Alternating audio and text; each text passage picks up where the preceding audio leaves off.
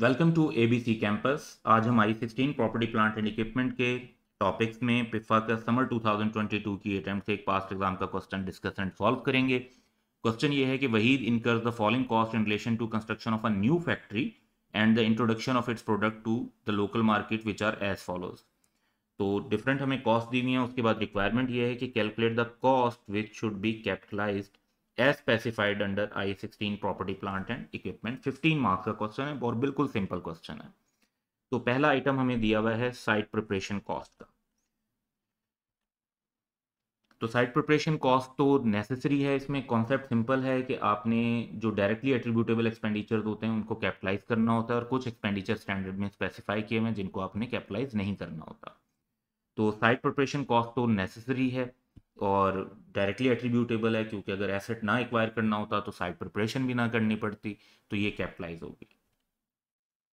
उसके बाद है मटेरियल्स यूज्ड। तो मटेरियल तभी यूज हुए हैं, वंस अगेन डायरेक्टली एट्रीब्यूटेबल है, तो इसको भी हम शामिल कर देंगे।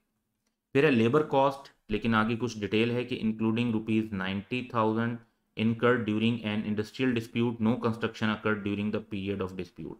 तो जिस दौरान डिस्प्यूट चल रहा था उस दौरान कोई कंस्ट्रक्शन नहीं हुई, लेकिन लेबर कॉस्ट 90,000 की देनी पड़ी। ये एबनॉर्मल कॉस्ट है। तो ऐसी एबनॉर्मल कॉस्ट को कैपिटलाइज नहीं करते बल्कि प्रॉफिट और लॉस में एक्सपेंस बनाते हैं। तो टोटल की फिगर जो है वो 3190 है। इसमें से ये 90,000 हम लेस कर देंगे और बाकी अमाउंट को कैपिटलाइज कर लेंगे। उसके बाद है testing of various process in factory. इसमें रूल ये है कि जो cost of testing whether the asset is functioning properly, वो तो हमें कैपिटलाइज करनी होती है।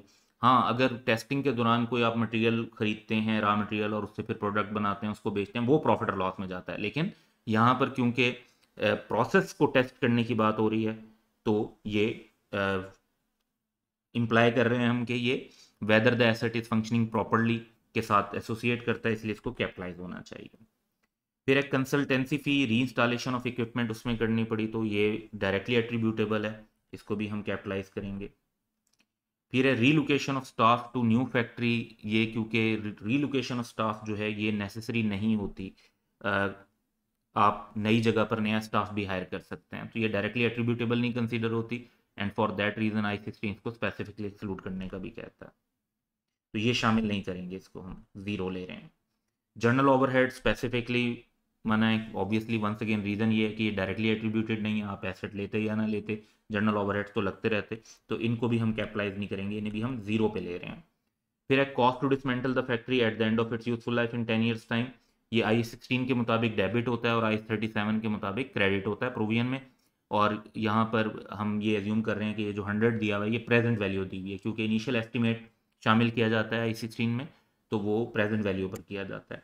फर्दर डाटा नहीं है, तो वी आर एज्यूमिंग कि ये जो 100 की वैल्यू है ये प्रेजेंट वैल्यू पर ऑलरेडी बेस कर रही है। तो एस्टिमेटेड कॉस्ट टू डिसमेंटल को इस पर शामिल कर देंगे। अब हम टोटल कर लेते हैं, which is 5310,000। That's all for today. Have a good day.